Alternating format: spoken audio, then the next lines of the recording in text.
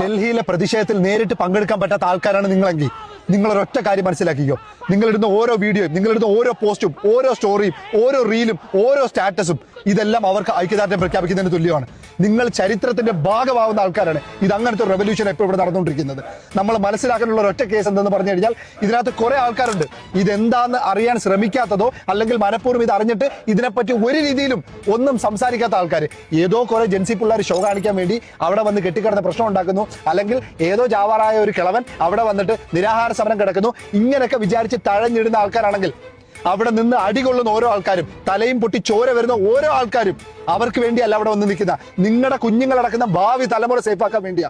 അത് മനസ്സിലാക്കി എന്താണ് ഈ പ്രശ്നമെന്ന് നിങ്ങൾക്ക് വേണമെന്നുണ്ടെങ്കിൽ നിങ്ങളുടെ മക്കൾക്ക് വേണ്ടി, ഭാവി തലമുറയ്ക്ക് വേണ്ടി ഇരുന്ന് മനസ്സിലാക്കുക എന്താ അവിടെ നടക്കുന്നെന്നുള്ള കാര്യം. നമുക്കോ നമ്മുടെ കുഞ്ഞുങ്ങൾക്കോ എന്തെങ്കിലും ഒരു അസുഖങ്ങളോ വിഷയങ്ങളോ വന്നു കഴിഞ്ഞാൽ ആദ്യം നമ്മൾ ദൈവത്തിനെ വിളിക്കും. രണ്ടാമത് നമ്മൾ എപ്പോഴും കാണുന്നത് ഒരു ഡോക്ടറെയാണ്. ആ ഡോക്ടർ കോഴ്സ് എന്ന് പറയുന്ന സാധനം ഈസി ആയിട്ട് ഒരു പുഷലിൽ കയറി ഇരിക്കാനുള്ള സംഭവം അല്ല.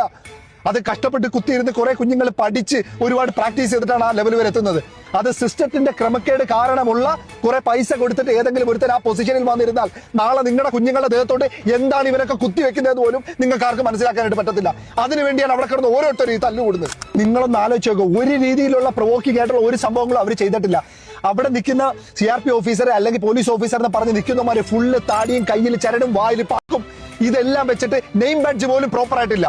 പെൺകുട്ടികളുടെ പ്രൈവറ്റ് പാർട്ടിലോട്ട് ലാത്തി വെച്ച് കുത്തുക, ഓരോ ലാത്തിക്കകത്തും ആണി വെച്ചിട്ട് ഓരോരുത്തരുടെ തലയടിച്ച് പൊട്ടിക്കുക. ഇതെല്ലാം പബ്ലിക്കായിട്ട് ഇവിടുത്തെ ന്യൂസിലൂടെ എല്ലാവരും കാണുന്നു. ഇവിടുത്തെ പ്രൈം മിനിസ്റ്ററോ കാര്യങ്ങളോ ആരും ഒരക്ഷരവും സംസാരിക്കുന്നില്ല.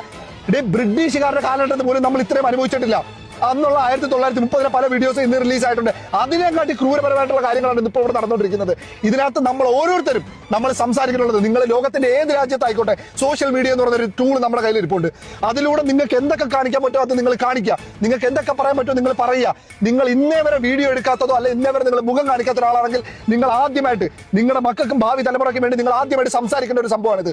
ഇത് ചരിത്രത്തിന്റെ ഭാഗമാകാൻ പോകുന്ന സംഭവമാണ്. അത്രയും വലിയ വിപ്ലവം ഇവിടെ നടന്നുകൊണ്ടിരിക്കുന്നത്. പണ്ട് ഷാരിസ് മുഹമ്മദ് എന്ന് പറയുന്ന ഒരാൾ ജനഗണമന മൂവിയിൽ പൃഥ്വിരാജിനെ കൊണ്ട് പറയിപ്പിച്ചായിരുന്നു, ഈ നാടെന്ന് പറയുന്ന ഒരുത്തന്റെ തന്തയുടെ വകയല്ല. നിങ്ങൾക്ക് നിങ്ങളുടെ ഭാവിയെ പറ്റി ചിന്തയുണ്ടെങ്കിൽ, നിങ്ങളുടെ മക്കളുടെ ഭാവിയെ പറ്റി ചിന്തയുണ്ടെങ്കിൽ, അവിടെ ഇരിക്കുന്ന ഓരോരുത്തരുടെ അടുത്ത് നിങ്ങൾക്ക് ഒരു പൊടിക്കെങ്കിലും ഒരു കനിവ് തോന്നുന്നെങ്കിൽ ഒറ്റ കാര്യം പറഞ്ഞ് ഞാനിവിടെ നിർത്തിയാണ്.